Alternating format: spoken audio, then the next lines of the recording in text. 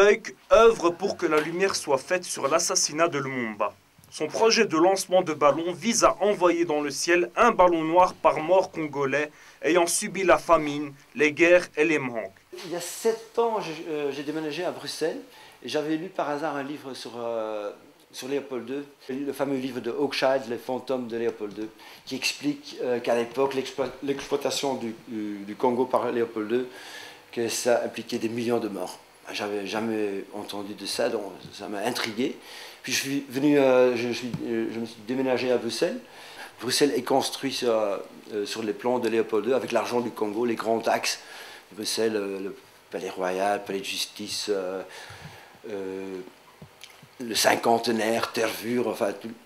Et là, tu te rends compte que tu marches ici en fait dans le rêve de Léopold II. L'indépendance du Congo constitue l'aboutissement de l'œuvre conçue par le génie du roi Léopold II, entreprise par lui avec un courage tenace et continuée avec persévérance par la Belgique.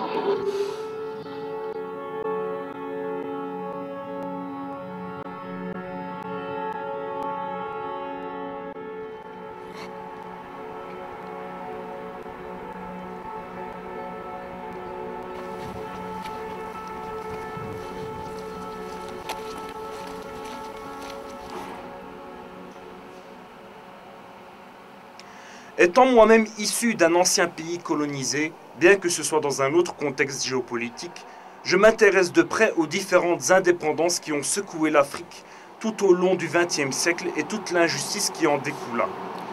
Il y a de l'or congolais ici. Il y a de l'or congolais.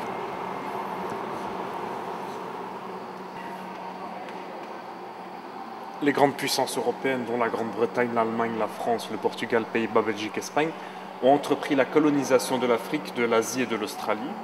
Et ils ont présenté ça comme une mission civilisatrice, alors que c'était plus pour des buts politiques et économiques. Ça, c'est en gros ce qui est marqué donc, ici.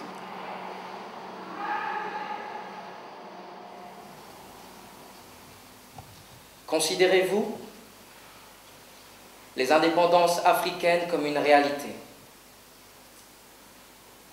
Formellement, les États ont accédé à la souveraineté internationale en 1960, mais ce changement juridique ne signe pas la fin de la colonisation, c'est-à-dire d'une exploitation économique doublée d'une soumission à une autre culture.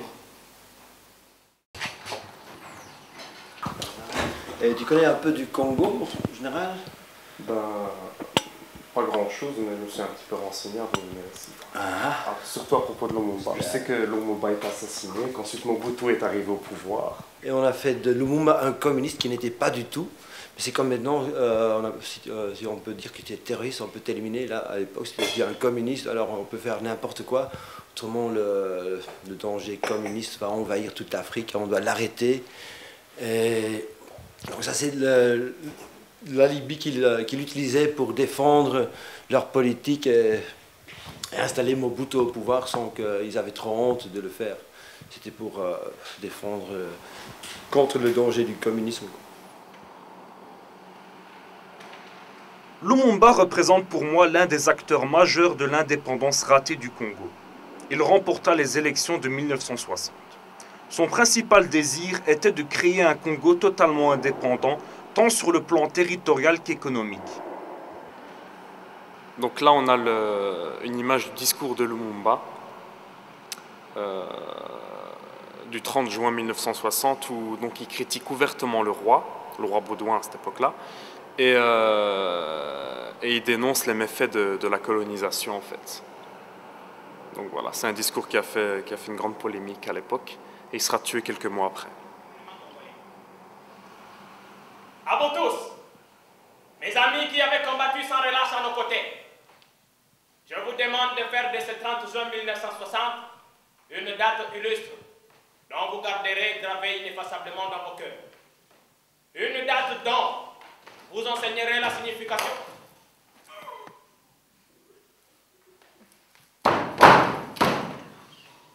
Une date dont vous vous enseignerez avec fierté la signification à vos enfants. Pour que ceux-ci, à leur tour, fassent connaître à leurs fils et à leurs petits-fils l'histoire glorieuse de notre lutte pour la liberté.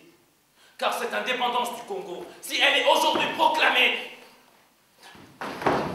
si elle est proclamée aujourd'hui dans l'entente avec la Belgique, pays ami,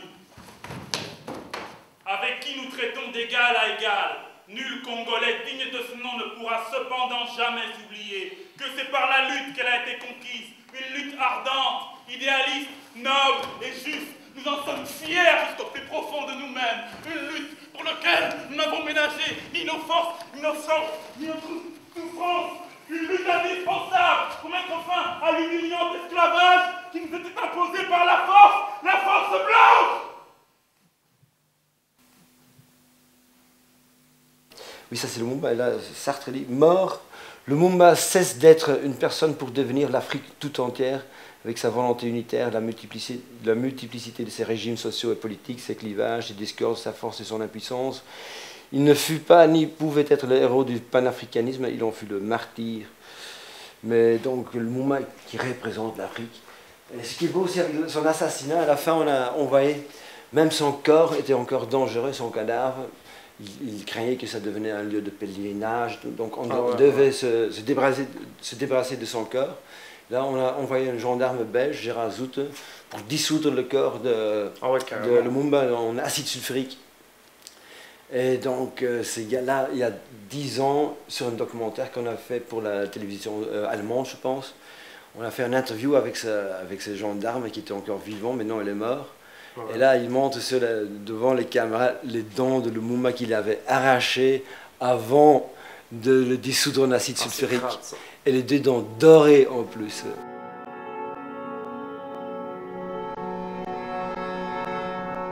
Les dents de Lumumba. Lumumba, le dieu des albinos, s'est placé sur ton cadavre comme sur une toilette. J'écrivais dans un poème il y a 30 ans, et seulement maintenant s'éclaircit comment Lumumba fut détruit, comment l'inspecteur policier belge Gérard Zoute a travaillé le cadavre avec une scie et de l'acide sulfurique, jusqu'à ce que rien ne reste, dit-il. Rien ne reste, il lui a arraché 2 canines dorées et les a gardées. Comme souvenir, dit-il, à son 80e anniversaire, il les a basculées dans la mer du Nord.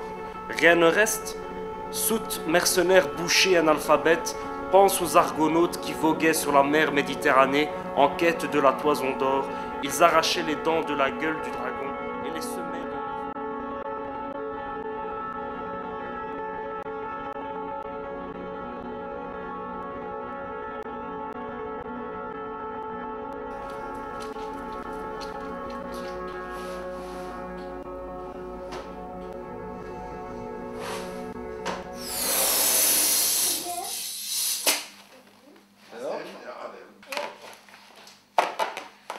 Tu serais juste peut-être m'expliquer ce que tu es en train de préparer?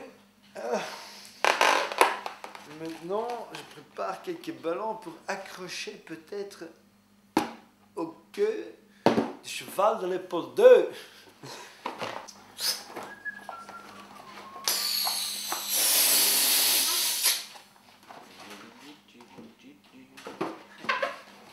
L'idée, c'est pour chaque mort au Congo, depuis l'assassinat de Lumumba, pour le 50e anniversaire, un ballon qui s'envole en air le 17 janvier 2011. Partout dans le monde, des gens qui laissent envoler un ballon en solidarité avec les morts au Congo. Un ballon pour une vie, disons. Mais ça fait... Enfin, j'aime bien l'idée de visualiser quelque chose qui est refoulé dans les médias et qui... Enfin, parfois, il y a un petit article qui fait mention de ça, mais jamais à la hauteur du drame qui se passe.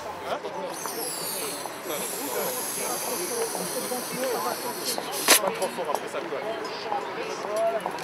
Je vais te montrer.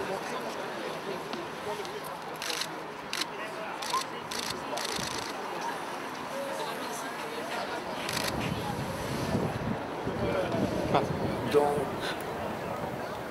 ici il y a tous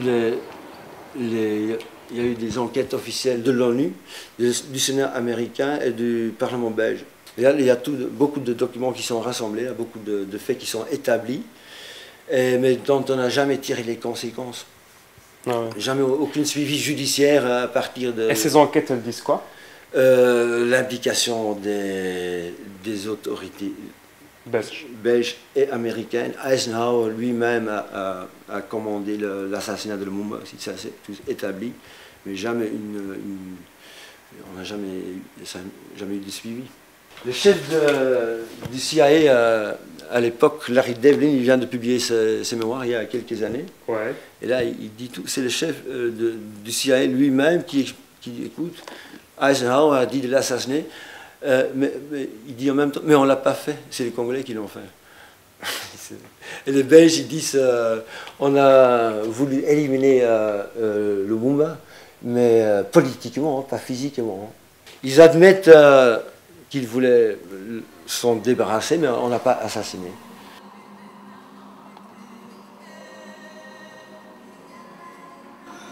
Donc nous allons montrer au monde ce que peut faire l'homme noir lorsqu'il travaille dans la liberté, et nous allons faire du Congo le centre des rayonnements de l'Afrique tout entière. Nous allons veiller à ce que les terres de notre patrie profonde profitent véritablement à ses enfants. Nous allons recevoir toutes les lois d'autrefois et en faire de nouvelles qui seront justes et nobles. C'était quoi ça? Ça, c'est la justice sociale selon Lumumba. Les festivités qu'on organise en Belgique, c'est pas pour démontrer comment on a traité Lumumba. C'est un peu en plus. Maintenant, c'est la démocratie qui est le mot d'ordre. Ouais. Et la Belgique qui vient là prêcher les bonnes règles de la démocratie, mais ils ont assassiné le Premier ministre élu démocratiquement. Ça, c'est vraiment pas les gens qui doivent donner des leçons en démocratie, je pense. On a fait donc le parcours historique donc, du début de la colonisation jusqu'à l'indépendance. On présente Lumumba comme l'un de ses principaux instigateurs, et ensuite on ne nous parle pas de ce qui s'est passé ensuite. L'assassinat en 1960 principalement. Et ça, je trouve que, étant donné qu'on sait que les autorités belges sont légèrement, même beaucoup, impliquées dans cet assassinat, on devrait quand même en parler ici au Musée national de l'Afrique à Bruxelles. Donc voilà.